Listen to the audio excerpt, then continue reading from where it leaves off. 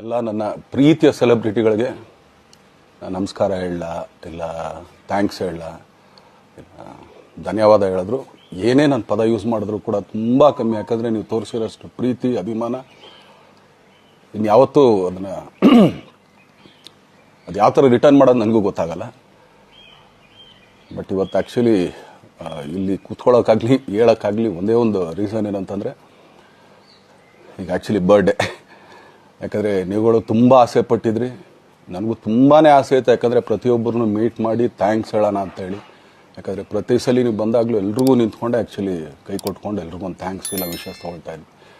But ಈ ಸಲ ಒಂದೇ ಒಂದು ಪ್ರಾಬ್ಲಮ್ ಏನಂತಂದರೆ, ಏನೋ ದೊಡ್ಡ ಪ್ರಾಬ್ಲಮ್ ಅಂತ ನಾನು ಹೇಳ್ತಲ್ಲ, ನನ್ನ ಹೆಲ್ತ್ ಇಶ್ಯೂ ಅಷ್ಟೇ, ಇನ್ನೇನೂ ಇಲ್ಲ. ಯಾಕಂದರೆ ನಾನು ತುಂಬ ಹೊತ್ತು ನಿಂತ್ಕೊಳ್ಳೋಕ್ಕಾಗಲ್ಲ. ಯಾಕಂದರೆ ಏನು ಪ್ರಾಬ್ಲಮ್ ಅಂತ ನಿಮ್ಗಳಿಗೂ ತುಂಬ ಚೆನ್ನಾಗಿ ಗೊತ್ತು.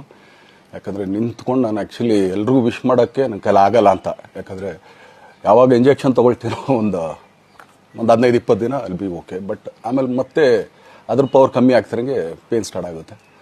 ಸೊ ಆಪ್ರೇಷನ್ ಅನ್ನೋದು ಕಟ್ಟಿಟ್ಟು ಬುತ್ತಿ, ಅದು ಎಲ್ರಿಗೂ ಗೊತ್ತು, ನನಗೂ ಗೊತ್ತದು. ಸೊ ಅದಂತೂ ಮಾಡಿಸ್ಲೇಬೇಕು ನಾನು.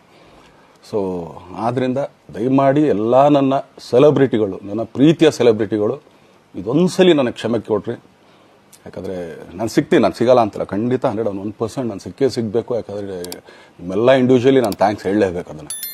ಆದರೆ ಈಗಲ್ಲ, ಇನ್ನೊಂದು ಸ್ವಲ್ಪ ದಿನ ಆಗಲಿ. ಯಾಕಂದರೆ ನಂದು ಸ್ವಲ್ಪ ಯಾಕಂದರೆ ಈಗಲೇ ಕಾಲೆಲ್ಲ ಸ್ವಲ್ಪ ನಂಬಾಗ್ತಾ ಇದೆ.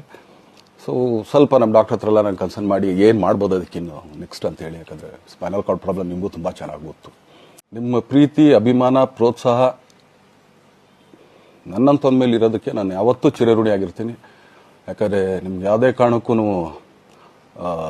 ಏನಂತಾರೆ ಅದನ್ನು ತೀರ್ಸೋಕ್ಕೆ ನನ್ನ ಕೈಲಾಗಲ್ಲ.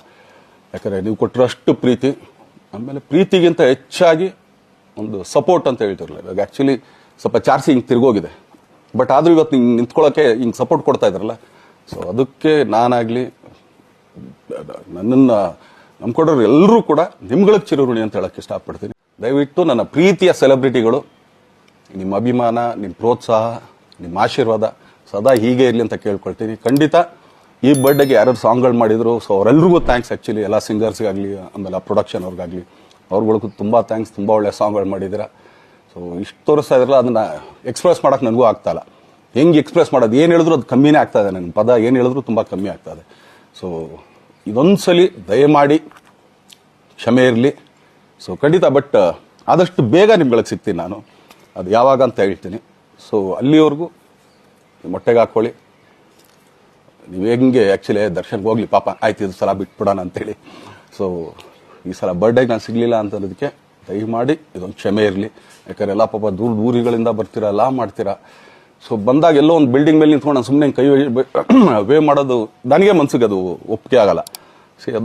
ನನಗೇನೆ ಇಷ್ಟ ಆಗಲ್ಲ. ಯಾಕಂದ್ರೆ ಪ್ರತಿ ಸಲ ಕೈ ಕೊಟ್ಟೆ ಎಲ್ರಿಗೂ ಕೂಡ ಸಿಗ್ತಾ ಇದ್ದಿದ್ದು ನಾವು. ಸೊ ಆದ್ದರಿಂದ ದಯಮಾಡಿ ಇದೊಂದು ಸಲ ನನ್ನ ಮೇಲೆ ಕ್ಷಮೆ ಇರಲಿ ಅಂತ ಕೇಳ್ಕೊಳ್ತೀನಿ. ಎಲ್ಲ ನನ್ನ ಪ್ರೀತಿಯ ಸೆಲೆಬ್ರಿಟಿಗಳಿಗೆ ತುಂಬ ಧನ್ಯವಾದಗಳು.